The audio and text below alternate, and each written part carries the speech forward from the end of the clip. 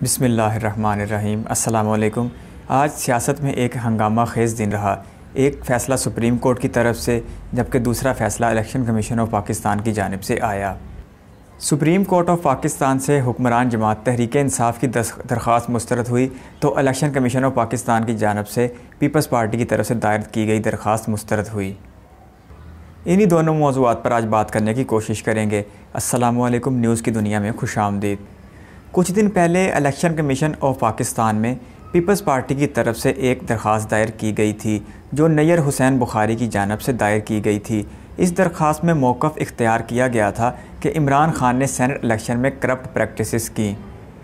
नैयर बुखारी ने मौक़िफ़ इख्तियार किया कि इमरान खान ने कबल अज़ इलेक्शन अपने अरकान को जो फ़ंड अजरा की बात की है वो इलेक्शन पर असरअंदाज होने की कोशिश है। इसके अलावा नैयर बुखारी ने कहा कि 4 अरकान कौमी असम्बली ने फ़ंड्स लेने की तस्दीक की, लिहाजा election commission of Pakistan Imran Khan समेत उन नुमाइंदगान को तलब करे। इलेक्शन कमीशन की तरफ से इस केस पर समाअत खैबर पख्तूनख्वा के मेंबर अरशाद कैसर ने की। अरशाद कैसर का कहना था कि ज़ाब्ता अखलाक में वज़ीर आज़म की जानिब से फ़ंड के इजरा का कोई ज़िक्र नहीं, जबकि मेंबर इलेक्शन कमीशन बलूचिस्तान का कहना था कि ज़ाब्ता अखलाक में सिर्फ सदर और गवर्नर्स का ज़िक्र है।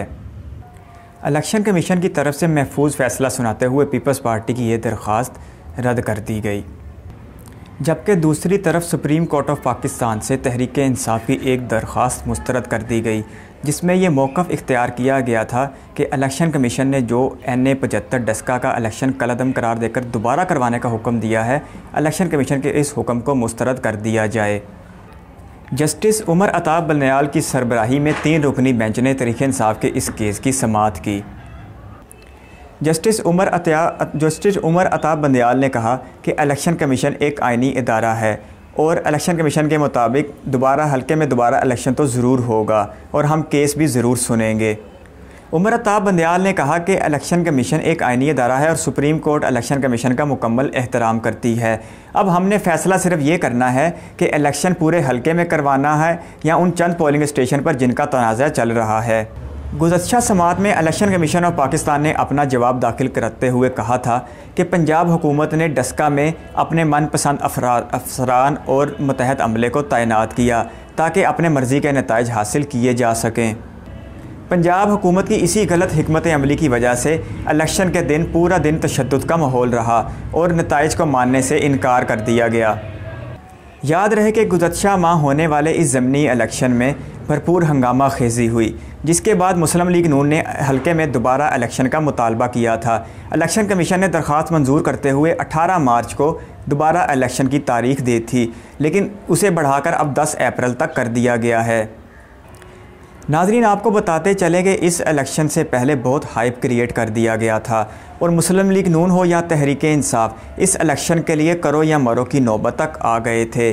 उसका नतीजा ये निकला था कि पंजाब की मकामी हुकूमत पर वफाक की तरफ से अच्छा खासा दबाव था कि उन्हें ये सीट हर सूरत में जीतनी है, जबकि दूसरी तरफ ये सीट मुस्लिम लीग नून के रुकने कौमी असम्बली की मौत की वजह से खाली हुई थी। इसलिए नून लीग पर भी मुकम्मल दबाव था कि वो इस सीट को दोबारा हासिल करना चाहते हैं, जिसका नतीजा शदीद सियासी कशमकश की सूरत में सामने आया।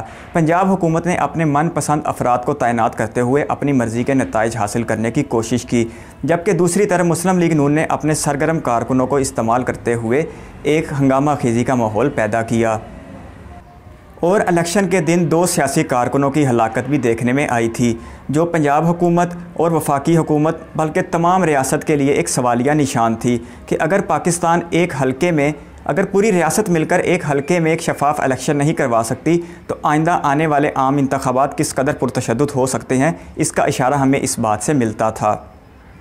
इलेक्शन कमीशन की तरफ से मुस्तरद की गई दरख्वास्त हो या सुप्रीम कोर्ट ऑफ पाकिस्तान की तरफ से मुस्तरद की गई दरख्वास्त, इन दोनों दरख्वास्तों में मफादात सियासी जमातों के कायदीन का है। इसमें किसी गरीब वोटर का कोई लेना देना नहीं। ना तो कभी गरीब पाकिस्तानी के लिए कोई दरख्वास्त दायर की गई और ना ही कभी गरीब पाकिस्तानी की कोई सुनवाई हुई। हमेशा इन बड़े लोगों के लिए अदारों ने आसानियाँ पैदा की और इन्हीं को ही तरजीह देते हुए इनकी समाअत की गई। 73-74 साल गुजर जाने के बाद आज एक आम पाकिस्तानी भी इस बात का मुंतज़िर है कि हुकूमत हो या अपोजिशन, उसके हकूक़ की बात कौन करेगा, और उसको हकूक़ दिलवाने के लिए जो वादे इलेक्शन से पहले किए जाते हैं, हुकूमत में आने के बाद उन वादों को अमली तौर पर पूरा कौन करेगा। क्या कभी हुकूमत या अपोजिशन सिर्फ़ कौमी असम्बली का एक इजलास भी सिर्फ़ और सिर्फ इसलिए बुलवाएंगी कि मुल्क में महंगाई बहुत बढ़ रही है, लिहाजा एक इजलास बुलाया जाए और सबकी राय लेकर कोई अमली कदम उठाया जाए, या मुल्क में बेरोज़गारी बहुत ख़तरनाक हद तक बढ़ गई है और नौजवान शदीद ज़हनी परेशानियों का शिकार हैं। जिन नौजवानों को इस्तेमाल करते हुए ये जमात बरसर इक़्तिदार आई थी, आज मुल्क का नौजवान इस जमात से शदीद मायूसी का शिकार है, और वजह यही है कि इस जमात ने भी वही रवायती हरबे जारी रखे जो गुज़श्ता 70-75 बरसों से जारी थे। वीडियो देखने के लिए आपके कीमती वक्त का शुक्रिया। अल्लाह हाफ़िज़।